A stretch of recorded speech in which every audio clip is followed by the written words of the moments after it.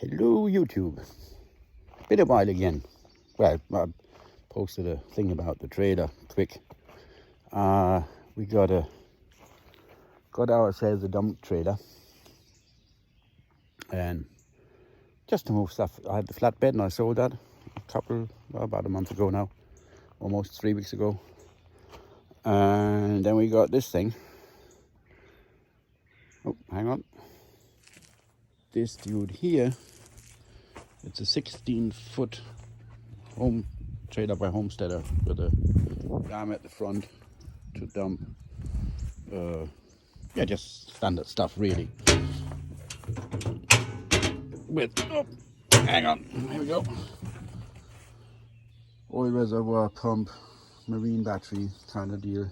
I'm going to modify this in here. I want a wireless remote, so that I can run the thing from the cab. It's got one of those top kit things on there. 2 7,000-pound axles, rams, so I can put the tractor in, which is the main reason that I got 16 foot, because that way I can transport the tractor in this thing. So it's 16 by 7, 14,000 pounds. So it'll come in handy around the place. A lot more handy than the flatbed trailer. The Admiral wants a fence around all this place so we can leave the dogs out and they don't go off and visit the neighbors and stuff. So I got a bunch of gravel yesterday. I only wanted 3 tons, but the guy on the loader, he was a bit enthusiastic. I ended up with 5.5, and it did okay. It just dumped that quite easily. And so I put that gate in up here. I thought I'd start with the gates before I start putting T-posts and fencing and stuff like that in. So I've got the gate set in there. It's not affixed to anything yet. I just zip tied it to that steel post that I set in, so I know where to be with the other posts. And then the fence is going to go around this bit and then around the outside of the garden. And didn't she do a nice job in that garden? I made a bunch of wood chips and she covered this whole thing with cardboard. You can see it's still there sticking out. We ran out of wood chips, but we got the raw material for them there. And then she did the beds with straw and some topsoil that I had down at the other end of the property that I brought down here in a tractor bucket, and by tractor bucket. And she stuck that in there, and we actually got strawberries. I just saw. Ooh. Finn, look, we got strawberries. Yep, them red ones there, that's strawberries. You don't like strawberries, do you? Pork chops maybe, or steak. Steak better than strawberries? You don't like strawberries, nah. And yeah, then the fence is going to go through there into the woods, down about, I don't know, 300, 400 feet. Then all the way across to the other side of the compound, along the wooded line at the bottom there, somewhere that end. And then comes back up. Hello, Velcro.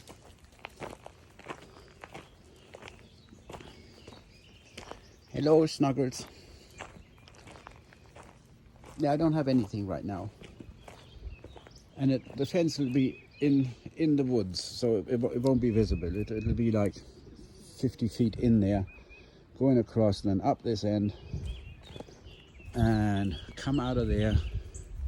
And then there's another post for another gate, and I'll have a gate down at the bottom of that trail there, where we can get through to use that trail, and then another gate on the other side of the boat. There's another gate for another trail that we cut. So yeah, it's a lot of fencing. I want to get that done this weekend, and I thought if we get the posts in first, then I can run the T-posts, and then on the, because of the chickens. The problem is, if I start fencing this thing over several days, the chickens are going to get one heck of a confusion, because bits are closed off that they can't get through anymore, and then they can't get back, and yeah, it's going to be herding chickens at night when they need to go into their coop. So I thought I'd put the posts and the gates and everything in, and the T-posts, and I can run the fence in a day, I would think. It's only about 1,200 feet. So I think I can put 1,200 feet. If I got the posts and everything done, I can put 1,200 feet of fencing in one day. And then that whole confuddled stuff will only be a day's worth, right? We only have to chase the chickens down once. And you coming? Come on. We only have to chase the chickens down once and get them on the right side of the fence, and then that'll be it. Because I got the rolls of some of the fence up here on the pole. And as I said, that's only zip tied in there, and that gate is so if I need the tractor in here, I can get through. And then that trailer is going to be outside the fence. The next post is going to be there, and then join up to the garden fence, and then from the back of the fence of the garden it goes into the woods there. So fun little project. And then when I've got that done, then I can finally carry on with my sawmill build, because I got the track finished. That's don't know whether you can see that there in the distance. Yeah, just about, that black thing down there in the dirt. That's the track. There's the lumber, or the tree trunks that are going to be cut into lumber. And that's the spot over there where I cut my firewood and stuff. So I've got to do that, got to get that out of the way so it can dry over the summer. And yeah, so that's what we've been up to thus far. Got the old post hole digger on there. I borrowed that from a good friend of mine.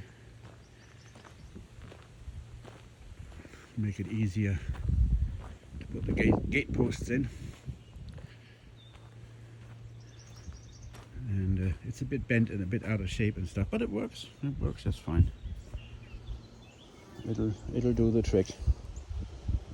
Tomorrow, I think tomorrow the airbags are going to come from my truck, so I have to put them in for the back end. I thought I'd stick some airbags in there for that heavy trailer. 14,000 pounds is nothing to sniff at. It pulls it all right. When I got this lot, and as I said, the guy in the loader was a bit enthusiastic, and I ended up with 5.5 tons in that thing. The gross vehicle weight was just shy of 24,000. Yeah, just shy of 12 tons. So yeah, it pulls it okay, but I don't know, just like a bit of stability in the back there with the airbags just seems like a good idea.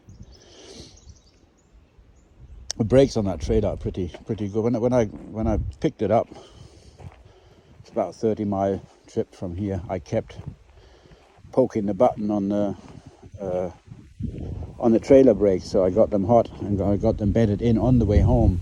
So by the time I got here, when you turn the gain up, I can stop the whole rig with a trailer filled with gravel in pretty short order, just using the trailer brakes now. So they're pretty good. And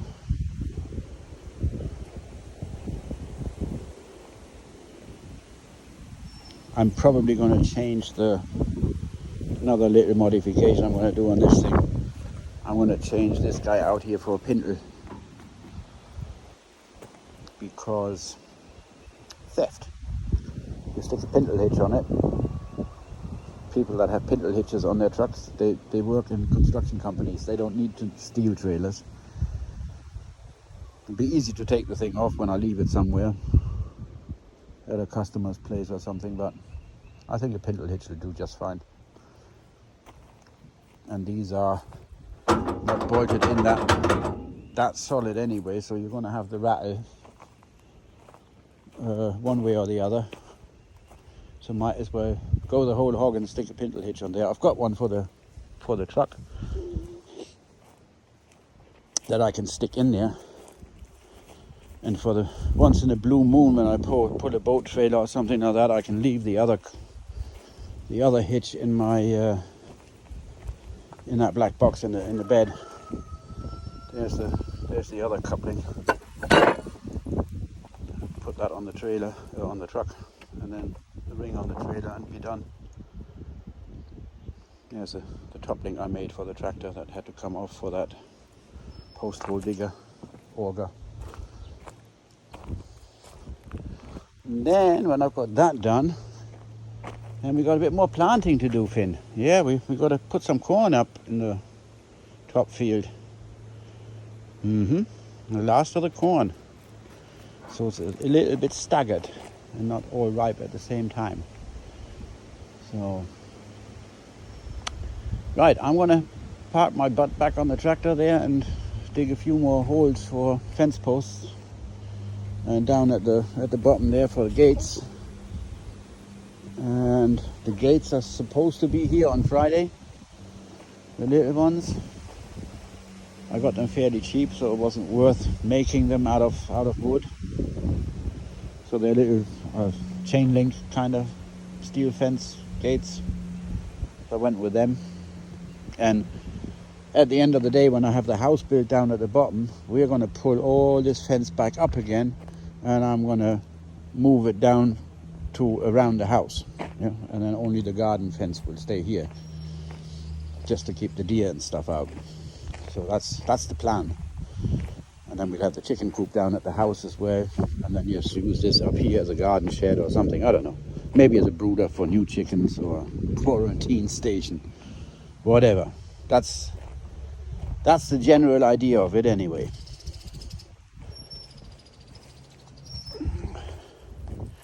Hello, Elcrow. You guys want some treats? Huh? Our two big roosters, the Brahmas, I don't know where they are running around at the moment. I think they're in the bushes over there. They're a bit heavy and a bit big for these chickens. I didn't think that one quite through, so they scratched their backs. So what we've done is we got these kind of saddles. I've got another 3 on order because that's what they look like without the saddles right there. Yeah, feathers missing on the back and stuff. Those young roosters I got, they're a bit clumsy. So, and the birds don't mind wearing this stuff, and it even keeps them dry in the rain. So they're gonna have these raincoats on. Not easy to spot from the air either because they're like camouflage pattern. But it works. What the heck? Alright, you guys want treats? Come on. Want some bugs? Come on, have some bugs. There you go. Here comes Speckles. And Rhoda. And here comes Cheeks. Cheeks looks pretty bad in her back, you see. She's going to get one of those saddle things as well. They're supposed to... we ordered a dozen of those things, but they had a few that were on back order, so we didn't get them ordered in one hit. You like it. There goes the bird feeder. I knew that thing was going to give up the ghost sooner or later. The threads on it are worn out.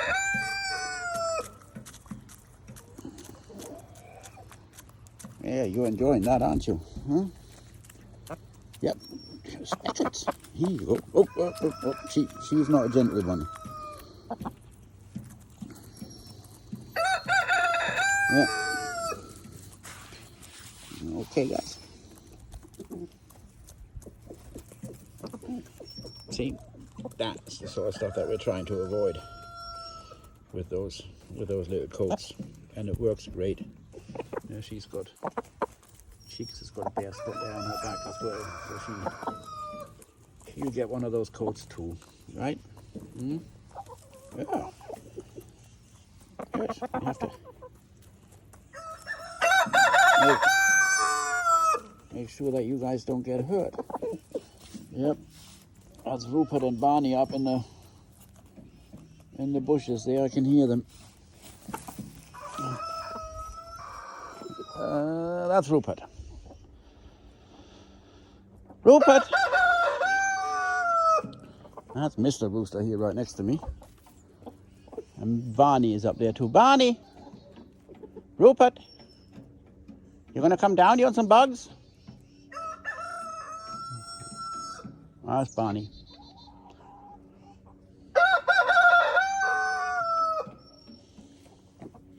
I was talking to them, Mr. Rooster. Yeah. And we put a bunch of this fine gravel in the chicken run and around. Stops it from being so muddy when it rains. And in the run, it's easier to clean up the poop. Supposedly. The Admiral has read something like that on the internet, so it must be true. So, and as I've got more of that stuff than I really need, we thought we might as well use it.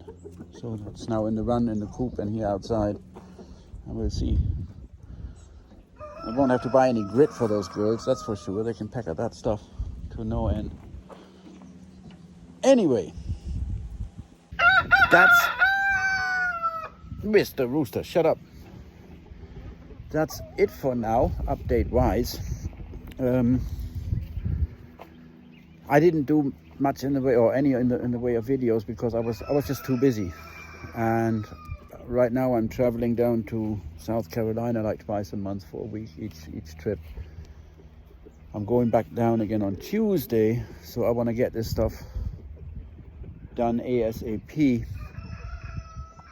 And then I don't have the time to play around with cameras and setting this up and setting that up. So yeah, so we're you'll have to bear with me. We'll do some firewood videos and sawmill building and all that stuff as soon as I get round to it. But this fencing stuff is just boring, so it's not really worth doing a video of.